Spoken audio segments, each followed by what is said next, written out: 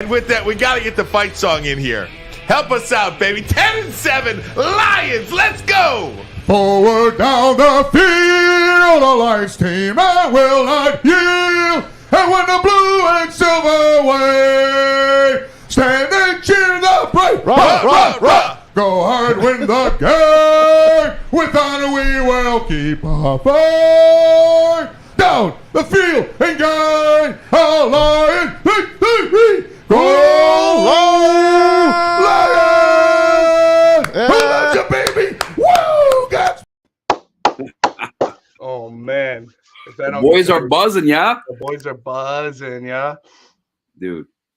What up? Welcome to the Heavyweights live stream. I don't even know how to do this thing. It's the first time we do this, which is kind of crazy. Let me post that. I'm gonna post the link on the Twitter sphere. this Twitter spheres. The boys aren't ready to go to sleep. The Detroit Lions just finished off a 9-8 season. Unfortunately, it didn't give us a playoff berth, but the boys are buzzing. Yeah, we swept the Packers. I'm already dropping F-bombs. I apologize, but like you sweep the Packers, you're 5-0 division. There's one, you know. If it was any other game, any other team, any other situation, it wouldn't have mattered as much. But because it was Aaron Rodgers, because it was the Packers, because he was dogging the Lions, throwing that little shade all year, it just makes it so much better, dude. That's the crazy part, is this game meant something on the Packers and the things. Like, this was a playoff berth for them. Facts. And the Detroit Lions said, nah, no soup for you. Like, I'm good on that. Like, they took it away from him. Straight up. How many times have you seen that from the Packers doing that to the Lions? How many times have you seen that of Aaron Rodgers doing that to other people in the NFC North? No, 100%. it was the Lions that played spoilers. It was the Lions that said, hey, right here, buddy, take these. It's just like Bart Scott poetic justice. This is how this season ended for the Lions. Obviously, we would have been much happier if it would have led to a playoff berth. Yeah. But, man, it feels good. It definitely feels good. And, I mean, I feel exactly the same way as Joey in the Uber Sports Chat.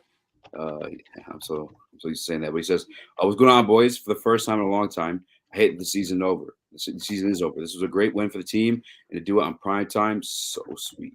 And he's not lying. But, I mean,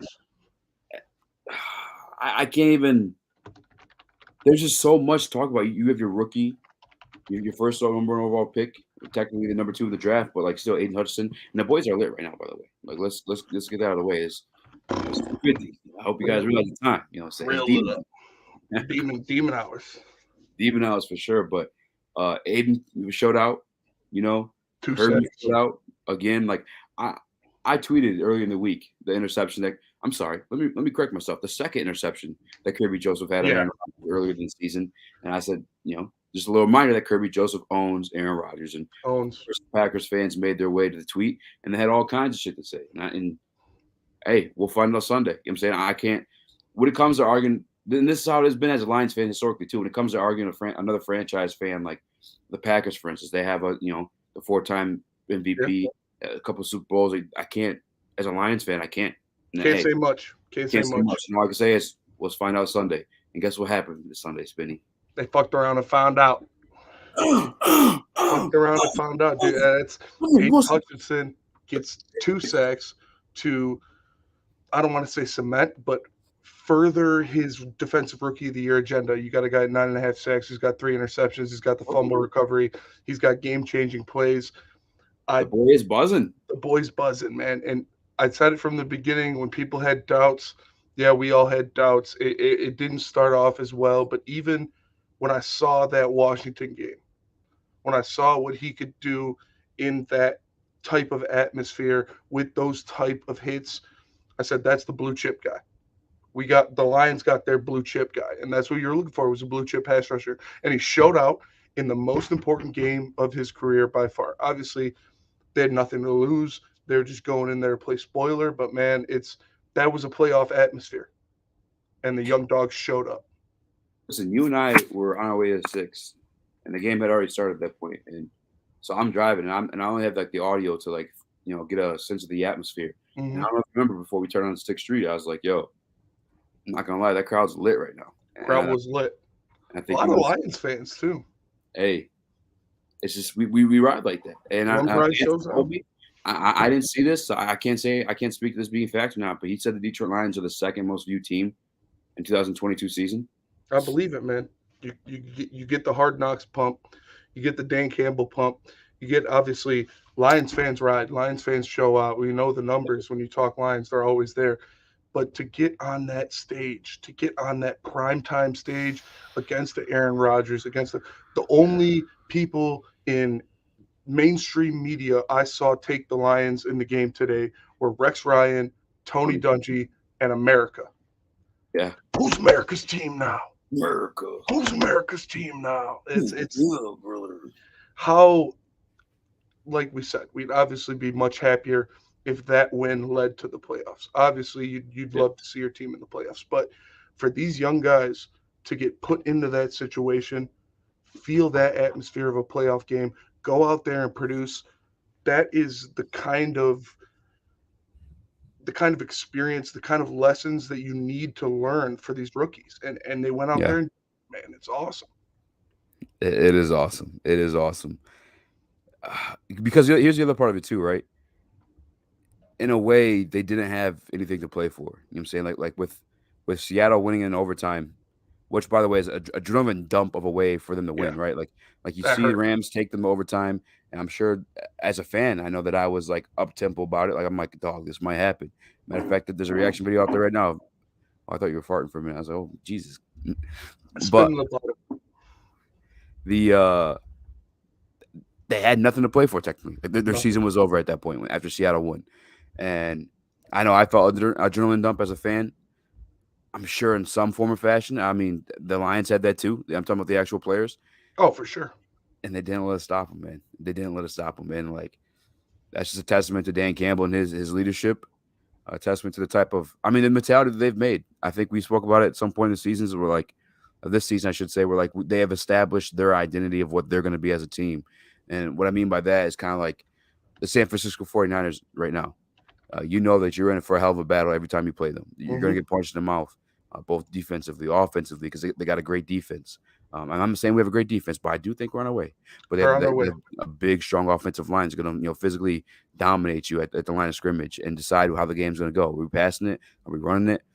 And the Lions established their identity.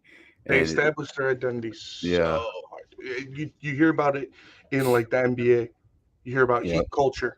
You hear about the Celtics. You hear about the Lakers. All that shit. Yeah, that's what the Lions are trying to build. They're coming from scratch, and they're building it. And you look at, like you said, Brad Holmes goes in there, drafts Penei Sewell with his first pick, solidifies that unit as a top 5, top 3 unit in the NFL. And what are they building right now? I talked about this. We talked about this on the heavyweights, 5 to 7, WoodwardSports.com, Monday through Friday. Check it out. But the next thing they're building is that defensive line. And it didn't look great. But now you look at it, Aleem McNeil, he's there. He's a centerpiece. You get another guy to go next to him, that's another defensive tackle centerpiece. You have Bugs, you have Kaminsky, fantastic rotation guys. And then on the edge, you got Okwara, Hutchinson, Houston, Charles Harris when he comes back. That is a solidified 5 pass rush tandem that not a lot of teams have. It's beautiful, man. And to think too that we're going to another draft with a guy that I at least, and I know that you do too. So I should just say we have the utmost confidence in this man, Brad Holmes. And I know a lot of people hate the way that I cover the draft because I'm never gonna like slam my fist into the table and say that's the only and one single guy that the Detroit Lions should be looking at, because it's just not the case. There's so many good players in every single draft. You know what I'm saying? And I think the point of that draft is you want to get somebody that's going to ball out for you. And Brad Holmes has done that. But now he gets to, more clips in the bullet. I'm sorry, more bullets in the chamber. More bullets in the chamber. More bullets in the clip. Yeah, I don't know what the hell I was going with that one. Yeah, thank you. More bullets in the clip. With another draft class, man. And I don't care what position he takes, at what point in the draft. I have no other choice than to be like, and then do my homework from there. Whoever he takes from now on in every single slot you think is going to hit. You look at this guy, we talked about it a little bit, but the Detroit Lions possibly have 4 of the top 7 vote getters for Defensive Rookie of the Year in a single draft. Yeah. You look at Aiden Hutchinson, he's going to be top 2. Hopefully not 2, but he's going to be top 2. And then it's Sauce, Tariq Woolen, maybe you throw Crybaby Quay Walker, somebody else in there. But after that, it's Kirby, it's James Malcolm, Houston. It's James Houston. And 2 of those guys are 6th-round picks. That doesn't happen. That doesn't happen in the NFL. A year after getting Amon-Ra St. Brown. In the 4th. In the 4th. A year after getting Aleem McNeil in the 2nd or the 3rd. I don't remember that. I think that one was the 3rd. 3rd, yeah, because Levi was 1st and then Aleem. Yeah. And Levi is still, obviously we, temper the expectations. Back injuries for a big guy like that. But if Levi turns into anything, a guy who can sit in there. If he played well in his second game. Yeah, like that. I'm like, this is insane. This is insane. Terry Foster said it. Terry Foster, the man who's been covering the Lions for longer than I've been alive. Mm-hmm.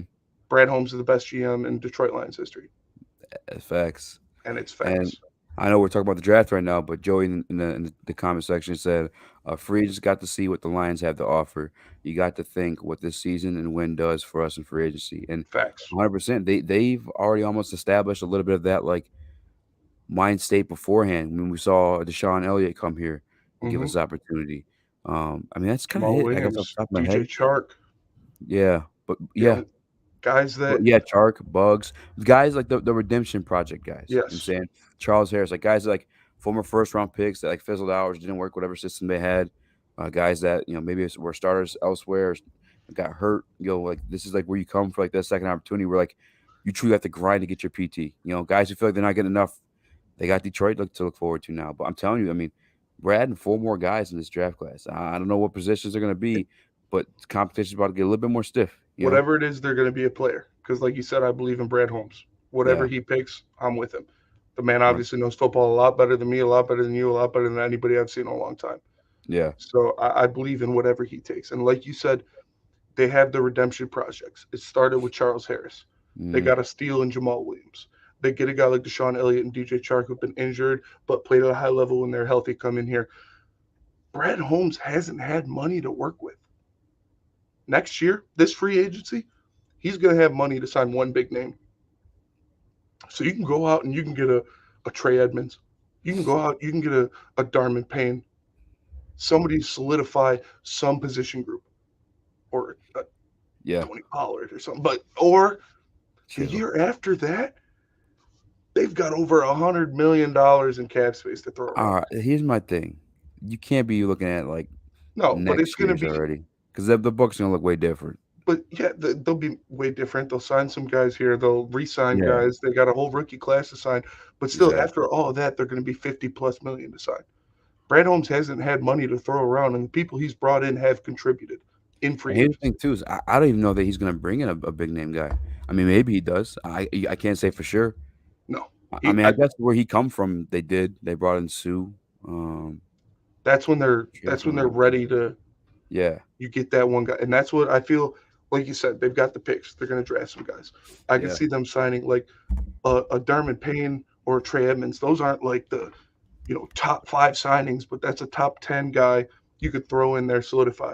And then when they're ready to go, they'll have the flexibility, they'll have the know-how, they'll have the GM to go out and make a trade in the middle of the season or something like that to just jumpstart the roster.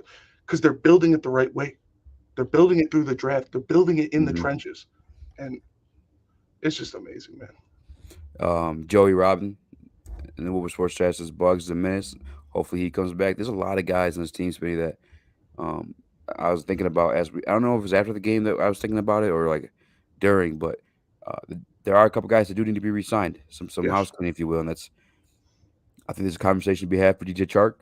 Yeah, I wouldn't be mad either way.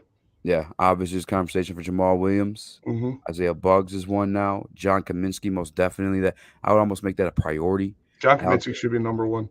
Yes, I agree. Alex Anzalone, who you just, by the way, I think this was before the stream that you dropped a little factoid about him. Yeah, it's Alex Anzalone. We talked about. I saw it in the chat somewhere. Khalif unsung hero, unsung hero of the year this year, all year, is Mhm. Alex Anzalone. He Yeah. by far had the best year of his career, which wasn't saying much coming into the season, but he was playing great football. And per Lions PR on Twitter, Detroit Lions linebacker Alex Anzalone is Detroit's first player to produce a season with at least 120 tackles and 7 tackles for loss since DeAndre Levy in 2014. Look, dude. That's a guy they scooped for the low ball, dude. It's I just he consistently finds diamonds in the rough, whether it be free agents that nobody wants, Yeah. waiver wire guys people forgot about, or 4th and 6th round draft picks. Bro, there's when we got Charles Harris, if I'm keeping a buck with you, Spinny, I didn't know who the fuck he was. Yeah. I really didn't. No. And then after I looked into it, I'm like, okay, I remember. I think I remember getting drafted, and that's about it. Mhm. And not that Charles Harris effect on this season, but like these are the type of guys he's getting. They're hungry. They want something to prove, and that's why he's like goated because Yes. he's getting productivity out of these guys that you don't have to make this big commitment to. Mhm. And I can't for sure yet say that anybody's replaceable because we've yet to see like another class of free agents like shuffle in to replace these guys. I guess James Houston as a draft person though did replace Charles Harris and more. Yeah.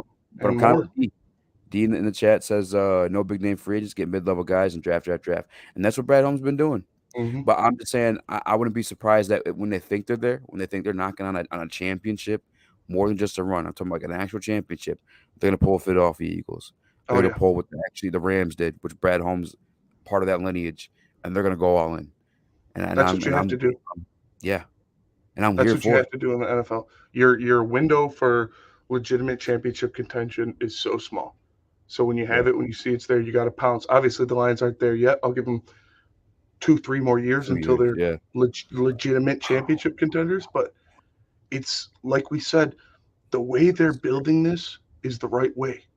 The way they're doing this is the right way. How did the 49ers and teams like that have constant success for years and years and years in the NFL, whether it be championship contenders or just playoff contenders, is hitting on guys late in drafts. That's how you have constant success in the NFL, is guys that people didn't know about. A 4th round pick in Amon-Ra St. Brown turning into a top 10 receiver in the NFL. hmm A 6th round pick in James Houston, a 6th round pick in Malcolm Rodriguez, turning into 2 of the top 5 defensive rookies in the NFL.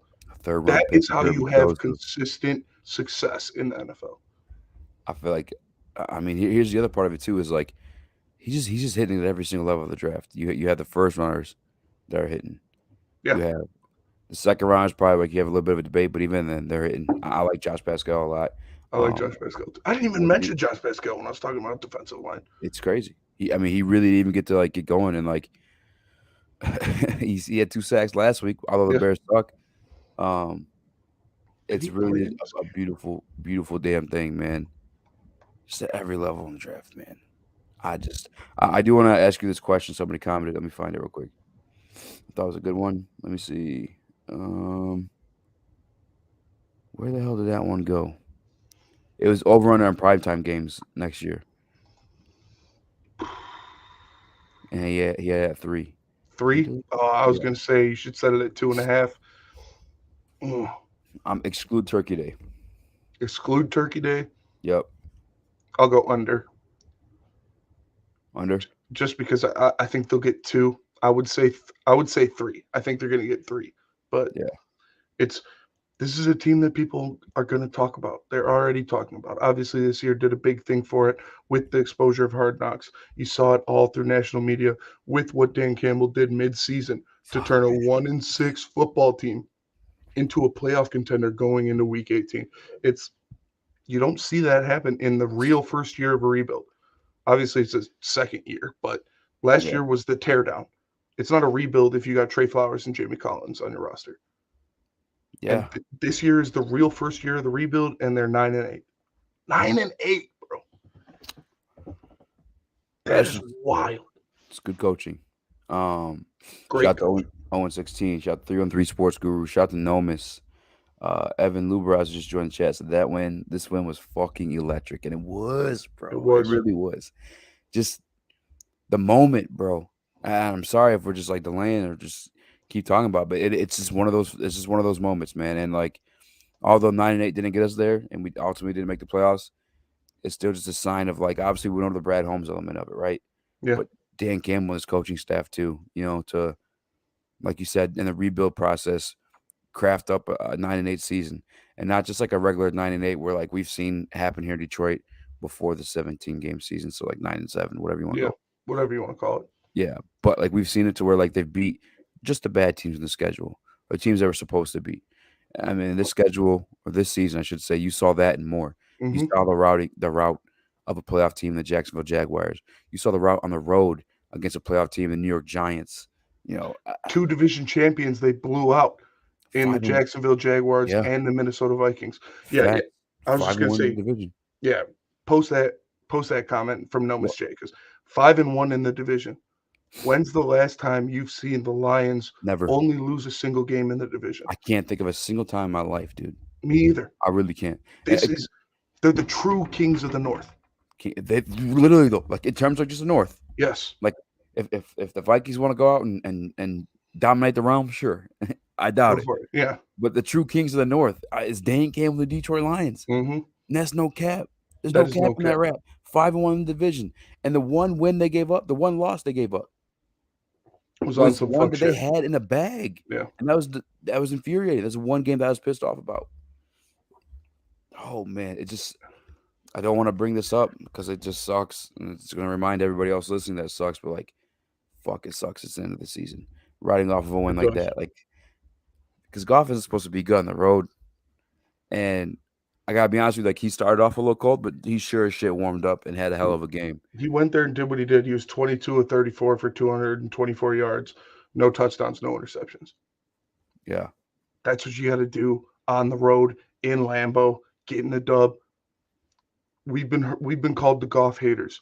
We've been thrown the shade, and I'll be a buck.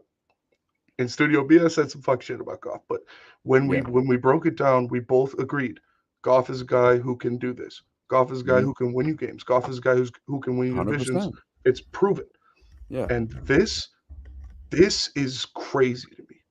That you remember at the beginning of the year when they were 1-6, it was Dan Campbell's never won a road game in his tenure as the Lions. Yeah, that pissed me off. They can't do this. They can't. And now it's just another thing. It's just you went on the road and beat a team you're better than, period.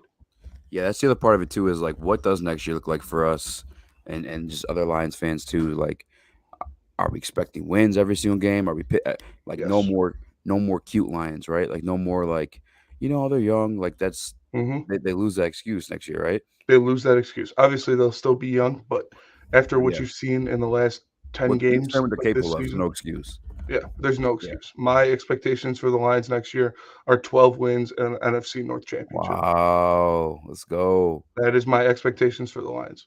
I ain't mad at it. Unless Ben Johnson leaves. Yeah, and I didn't want to have that conversation because that's like you hate the Dolphins and killer whales. I hate the thought of Ben Johnson leaving. Like that is one of my number one fears for sure. But I think I can't say that will happen for sure next year. But whatever, man. It's just such a good feeling. Like you talked about, youngest team in the league, only a single player on this team over the age of 30. And that's Michael Brockers. And dude was a healthy scratch for 50% of the games this year. Yeah. One of the youngest coaching staffs in the league. A head coach in his second year. Aaron Glenn, defensive coordinator, second year. Ben Johnson, offensive coordinator, first year. These guys went out there, and when they were 1-6, when I told you on the Woodward Heavyweights, I'm at the edge of the plank, ready to jump, but I'm not there yet. They kept this team bought in. They kept these young guys bought in. Yeah. And they turned it around by playing great football, by taking advantage of things, by causing turnovers, by not turning the ball over, which is, like we said, at the beginning of the year, I believe my season prediction for Goff was 3,700 yards, 26 or 27 touchdowns, and 12 interceptions. And the thing that impressed me the most was him not turning the ball over, man. Yep. That is huge. It's been insane. it's been and like you have to give Goff credit in that. Hmm. But I swear to people, I swear I'm not. I mean, it's gonna sound how it sounds anyway, but I swear this isn't like a hater take. But like, I really do think Ben Johnson needs some credit in that too, because like he, as a leader, went to Goff and like got his opinion on the offense and like where his strengths were, you know, Hmm. and like and doing that, not only did you obviously create like the strengths in it all, and like knowing like limiting it to like what he's good at Yeah. and you're subtracting the bad, but you also made him familiar with that offense like the back of his hand because he helped create it. Like it's not just like knowing the play, but knowing why. You know what I'm Knowing saying? why, Like getting the knowing where. philosophy behind it. Hmm. Exactly. And he has that this year. And I had this discussion with Anson before we dipped out of sticks, but he was like, but that was built for golf. Actually, no, you and I corrected him on this one. You're Yeah, like, no, he sat him down this season and they built it together. they built it together. Like I'm not trying to like I don't want to bring this up because it's people are gonna hate to hear it, but like I think he could do that with another guy, you know. It's But we may lose him. That's we may all. lose them. We'll see. We'll see what's going on. But right now, obviously, Goff is the quarterback. He's a quarterback for next year, and he impressed me big time this year. Yeah. Obviously, this last stretch of games, he I'm went gonna out do there. some of these comments for show prep tomorrow. Yeah, and he did what he needed to do. And it's crazy to me how much a competent front office, a competent coaching staff can change your feelings about a team. Yeah. Because the Lions have never had a competent front office. They had a competent coaching staff under Jim Caldwell, and then other than that, it was eh. But with this front office, you feel like every player you bring in, draft or free agent, is going to be a factor, is going to produce. With this Yeah. coaching staff now, with these last 10 games, you see that they're going to put their team in the best position to go out there and get wins. And it's amazing. The Goff had I don't know. I mean, maybe you want to call it his third best statistical year. I think it's a 17-game season, but Yeah. it is the third most yards he's ever had. It is the second most touchdowns he's ever had, Mm-hmm. and tying the least amount of interceptions he's ever had, along with his third highest rating in his career. But there's a comment here. So we only have 24 people watching. But obviously, if you guys don't know, if anybody's here that used to just watch us while we're here in Studio B, we're Yeah. actually on like the Woodward Sports main channel now, live Monday through Friday, 5 to 7. Check it out. Check it out for sure. Come rock with the heavies. But we're gonna do these questions now because obviously they're here. But also, I'm stealing some of these for prep for show. Facts. That signature wins one's a good one. Yes, and that's exactly what I was getting ready to ask you. Mm-hmm. Which weeks were our signature wins of the season? Spinny. I think Shout out to 313 Sports Guru too. shout out to 313 Sports Guru. I think the first game against the Packers was a signature win. I agree. You go out there, you hold an Aaron Rodgers-led offense to 9 points. You Yeah. get the win. You have your young guys step up and make that happen. Rookies picking off Aaron Rodgers 3 times. I think that's a signature win. Number 2, Yeah. I think, is Jacksonville. Because Mhm. that's a team that was a trap game. That was something's going. I got 4 now. I'm sorry. I got 4. Something's got to give. Something's got to give. This is a good team coming in. Look out. Trevor Lawrence is hot. He's playing his best ball. You blow Mhm. them out.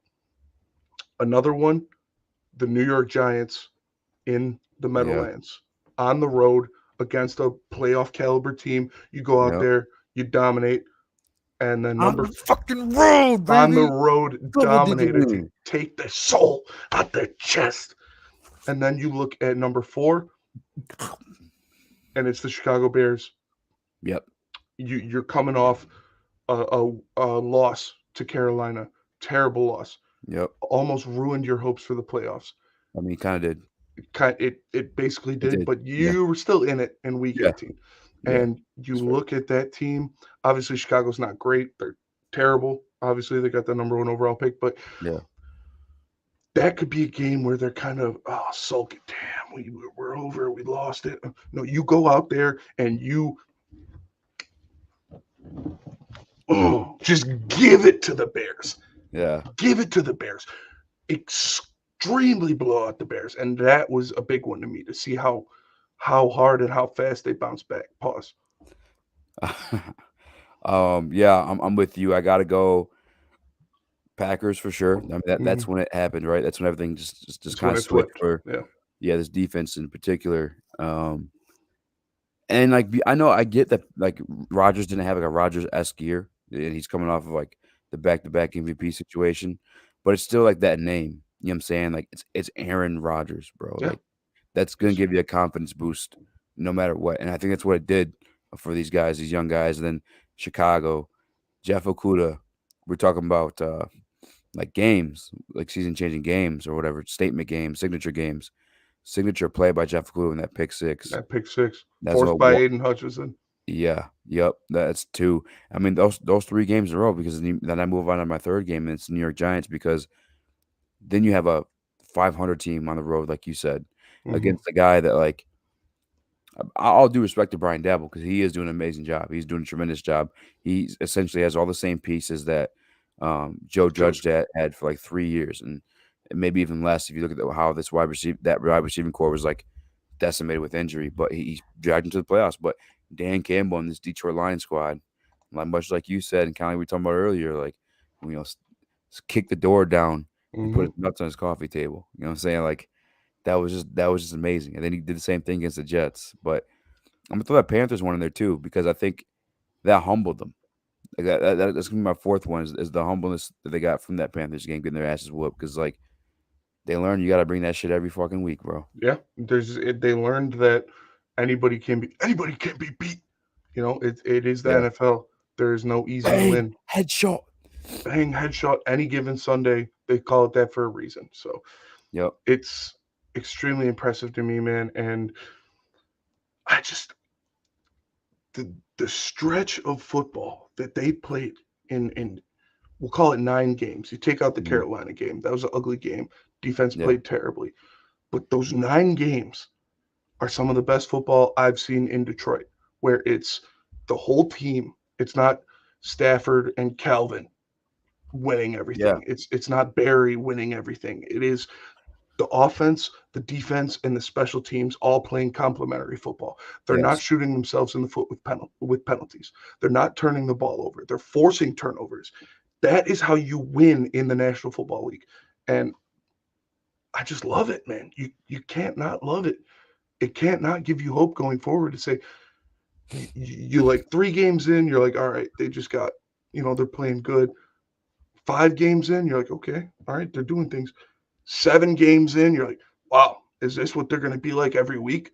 And then at the end of the year, week 18 against the Packers with nothing on the line for them other than to say right here to Aaron Rodgers. Yeah. They play that same football. And that is impressive to me. That is a pattern.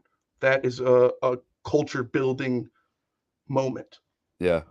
And like I think you said too, like this is not the Matthew Stafford and Calvin Johnson like comeback wins. It's not the Matthew Stafford, Matthew Padford, Stat Padford, as a lot of people like to call him. Like these are sound wins. And like if you look back to those days, no dubs over teams over 500. Rarely had dubs over teams over 500. This year, this team beating teams above 500 by double-digit scores. And I'm talking to you about the Jacksonville Jaguars, the New York Giants, I can't Minnesota Vikings. Like that's almost dominance. Almost beating the Eagles on week 1. Almost beating the Eagles on week 1. Like that's a good team, That's a sign of a good team, 110%. Next one's a little bit more draft related. I don't know if you saw it or not already, but it's from Random Dancing. And he asks, I'm not liking the value at 6. What if we draft Johnston and move on from Shark smart money-wise? Man, we talked about that last week.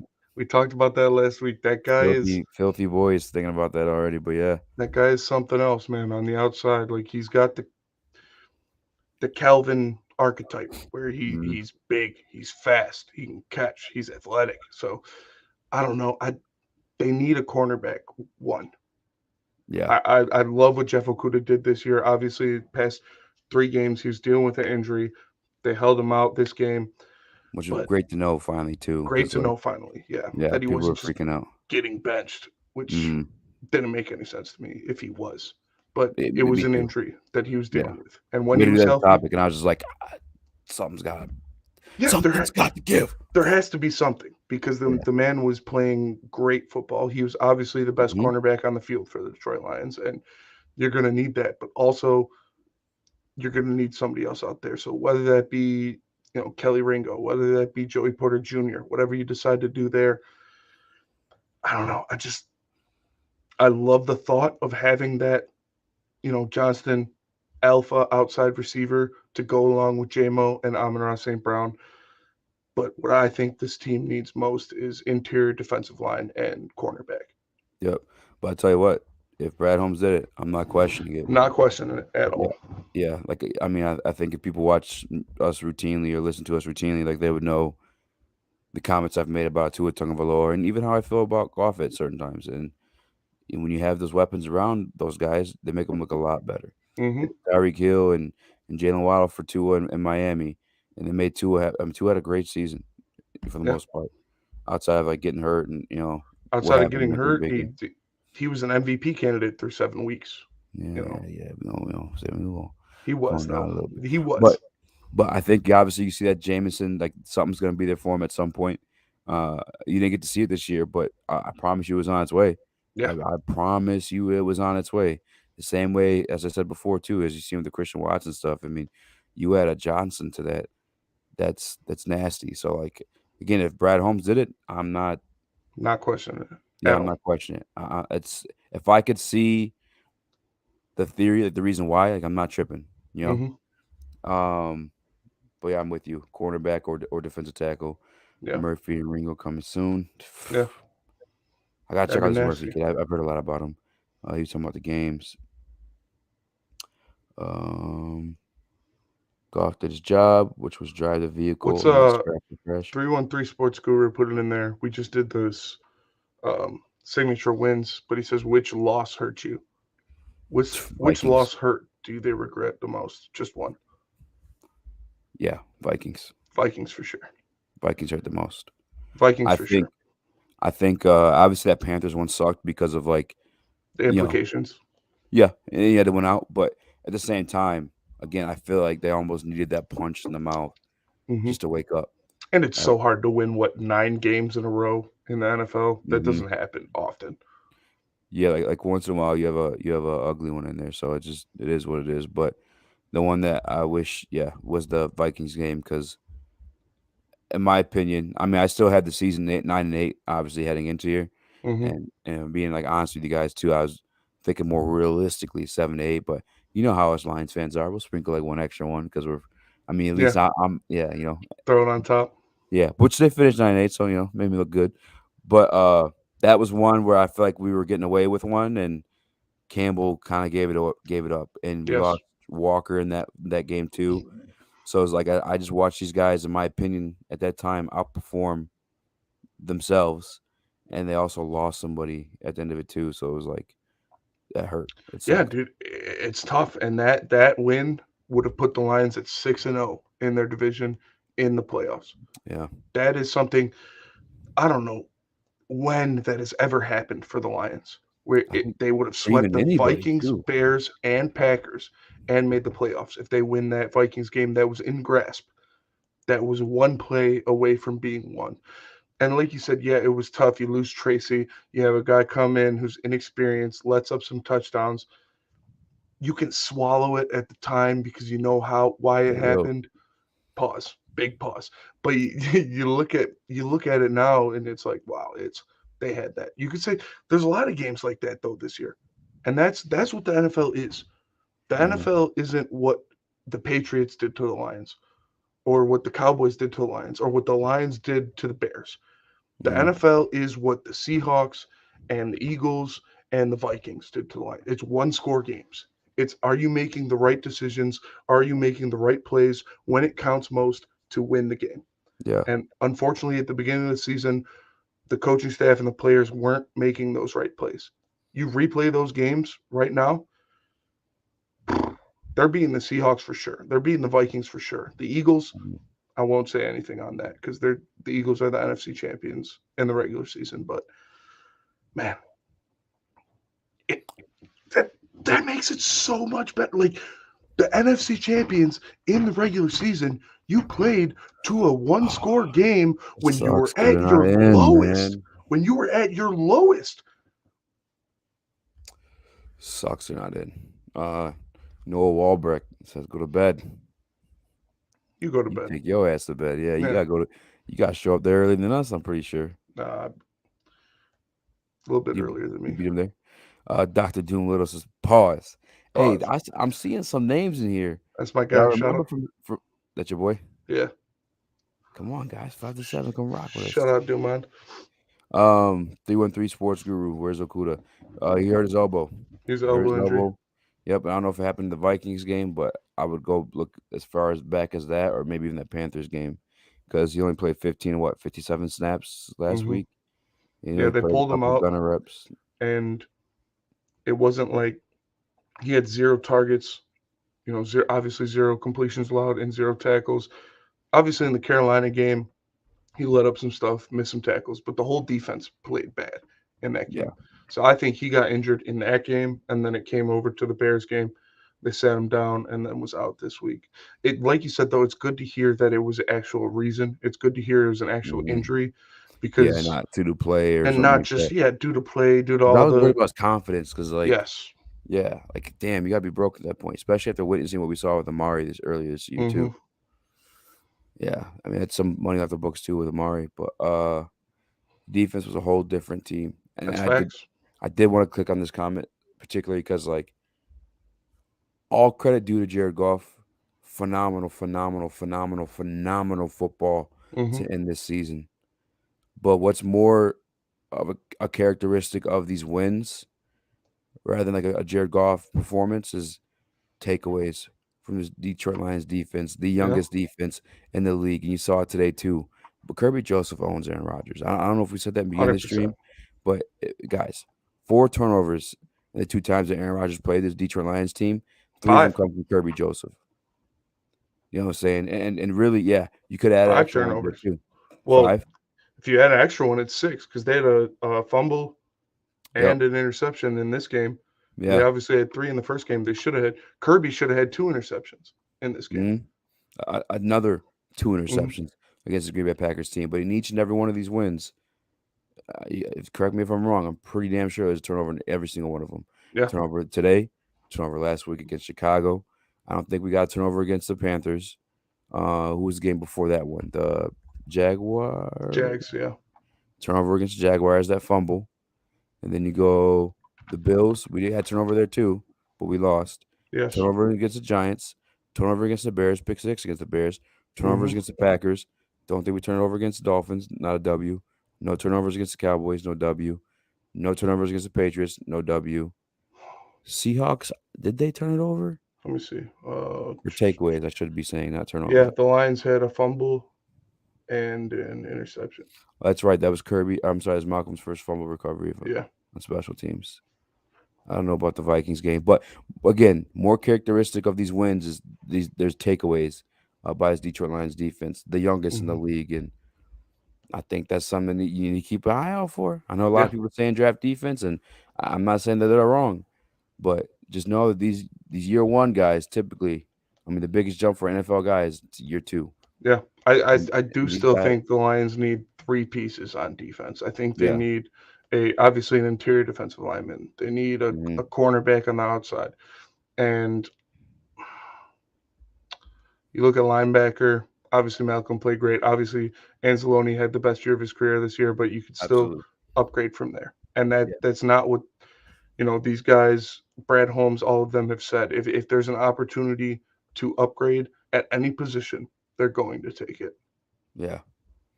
I mean, that's what a good GM does, right? So, like, I am mad at it. But, this defense sneakily had gotten good. And they had to change a little bit of the philosophy, like, throughout the season, too, because of, losing Tracy Walker. They didn't want to stand up. Amari couldn't do what they needed him to do as a starting cornerback, too. So, because at a certain point, they tried to go on, like, one-man corner. One zone corner because that was what Amari was good at, but it just didn't work out. Sneaky good defense, I'm telling you guys, coming up. And Kirby, man, only year 2 playing the safety position, and just you seen how much of a ball hawk he is. Like, wait He's a until he ball hawk, learns dude. the game more. We called it when we talked about it when they first got drafted. I said, I watched this kid when he was at Illinois. I seen him play against Michigan State. I seen him play against Big Ten teams, and he was a ball hawk. He was in there, and they even said it when they drafted him. That's what they drafted him for, was to be that ball hawk. They thought it was going to be a project, and look at that. His first year, he's going to be top 6 in Defensive Rookie of the Year voting. Yeah. Joy Robin speaking to my soul right now. As much as we talk about Ben Johnson, Aaron Glenn needs his flowers too for the last 10 games. Facts. He's working with a by far less talented unit. For sure. And is putting out results. What did I say, Easy? When I talked about being upset in that 1-6 stretch, I talked about being upset with the players and the coaches, not because of the results, but because I wasn't seeing them take steps. I wasn't seeing progression from the players and the coaches. And after that, what did Aaron Glenn do? He stood up Aiden Hutchinson, and then Aiden Hutchinson went crazy. He did multiple things, put in different guys here, and then they started going crazy. And you saw them taking those steps forward, which eventually led to great football and a lot of wins. Dude, 100%. AG deserves some flowers. A lot more injuries, I feel like, on that side of the ball. Oh, for sure. And Your best type ones. I mean, your best play caller. player. Your best player, yeah. And Tracy Walker. A guy we thought was going to be the Pro Bowler on this team. Yep. You're then switching to your linebackers, calling the plays now, which, again, new defense. Only 2 guys from last year were on this defense this year. Top of them all being young. I mean, AG had to deal with a lot. He really did. In this league, too, like, sometimes you just get fucking shat on. The 49ers are an anomaly, fellas. They truly are. I mean, that doesn't happen. Who would you ever. say is the second best defensive team? Like, I'm trying to think right now, actually. Eagles? The Eagles have a great defense. Cowboys have a great. The Saints have a really good defense. Yeah. But the 49ers defense is different. Jets and Broncos come in there too. Jets are up there. Broncos are up there. But the 49ers defense is leagues above everyone else. They have playmakers at all 3 facets. They have a rotation of guys coming in at every level. It's crazy. And they do it from the draft. Nick Bosa, Fred Warner. They're the long-haired safety that came out of nowhere. I can't even remember his name. Dude, isn't that crazy? Yeah. He was like, I think, it might be his rookie year. I could be 110% wrong. I don't think it is, though. But he was a backup. He came in, he's become a star. Yeah. It's nuts. And like, Rob Salah was their defensive coordinator. Like, that was like who was credited for them being so damn good. And they got, don't get me wrong, they got some dogs there too. And maybe that's probably Nick Bosa is the best player in football this year. Yeah. Yeah. He had 16 pressures in a single game. Yeah, I'll never forget it was a primetime game, but he was single-handedly destroying, was it Seattle? I don't remember who the hell it was, but nonetheless, so maybe their players carry them a little bit more, but they lost Rob Salah to a head coaching job, and they're still continuing to dominate under DeMeco Ryan, whatever the hell his name is. I remember him as a linebacker. I remember him as a player, but shit, I hope the Lions can do the same on offense. I hope they can, man. And you know how much I talk about Fred Warner. That's your favorite player? Probably my favorite player in the NFL. Probably my favorite player in the NFL is Fred Warner. I've always been a sucker for linebackers. I did Ray Lewis, Patrick Willis. I know you don't want to hear it, but Brian Urlacher, I love that guy. But you look at Fred Warner, man, and he is something else. And like you always talk about the linebacking position being not as important as it used to be in the league. But when you have a guy like that, it's different, man. It is different. That picture of Aaron Rodgers behind you is crazy. He's even cross-eyed in it. It's wild, bro. Look at his teeth. He looks like a gerbil. Oh, man. What was I getting ready to say? Maybe something about Oh, him, too. Did the Lions just retire Aaron Rodgers tonight? Man, I hope so. Like, you think he's he's willing to go out like to the No, I don't. He'll be back next season. I'm sure of it. possibly But too, yeah.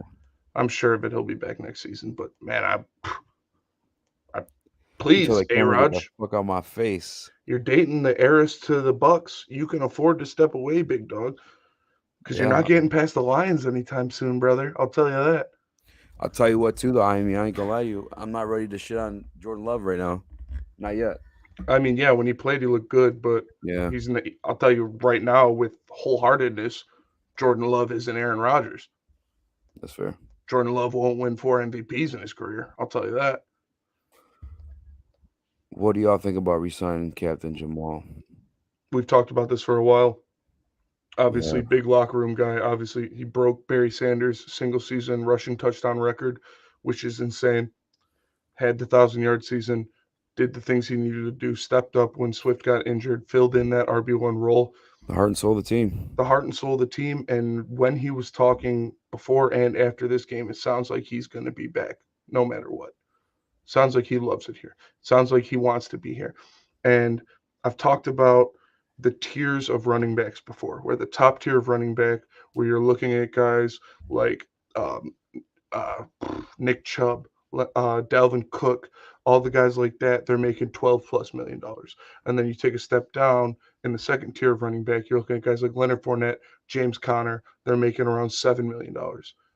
And that is the most I'd be willing to pay Jamal Williams. As much as I love him, as much as I want him to be here, if you sign him for a 2-year, $7 million a year deal, I'm good with it. Or if he takes that discount and you give him the enhanced deal, you sign him for a 4-year, $5 million, fully guaranteed deal, I'm great with it. Like, he's going to be back 100%. No doubt in my mind. Yeah, I think so too. We're coming up on an hour, man. I'm getting kind of sleepy. Yeah, for sure. I know the boys are buzzing. Hold on, is there a way I can just give you the reins of this thing? Nah, I'm gonna be out pretty soon too. Yeah, you're sleepy too. Yeah, I gotta go to work. Yeah. Oh yeah. In 7 hours. Yeah. 5 hours. Yeah. Well, we'll be live tomorrow from 5 to 7 on Wilbur Sports, WilburSports.com. Obviously, YouTube, Wilbur Sports too. But I mean, I'm cool with doing this a lot more often too. If you want, Spinny. I'm down whenever, bro. Let me know. At least maybe like after games or something. I mean, it always sucks, man. The season's over, but I'll get over it. We'll get over it for sure. It's just, dude, nothing like football, man. And nothing like Detroit Lions football when they're winning. This team is. Yeah. We talked to a Detroit police officer, and I said, if this team wins the Super Bowl, the city will burn to the ground. What is it? He was like, yeah, you're right. Like, I wouldn't work those days because you'll have everyone from West Side, Upers, anywhere around the state. Yeah. Obviously, that's still, like we said, they're 2-3 years out from legitimate championship contention. But next year, like I said, my expectations are 12 wins and an NFC North title. I ain't mad at you, brother. Flat out. Make sure you guys follow my guy Spin More X. I was just smart enough to put my freaking at there, but it is what it is. You know what I'm saying? I'll show up on his timeline at some point. If you guys go ahead and follow him, like I said, we'll be live tomorrow from 5 to 7. 5 to 7, Monday through Friday. Yes, sir. All right, guys. We out this mofo. Peace.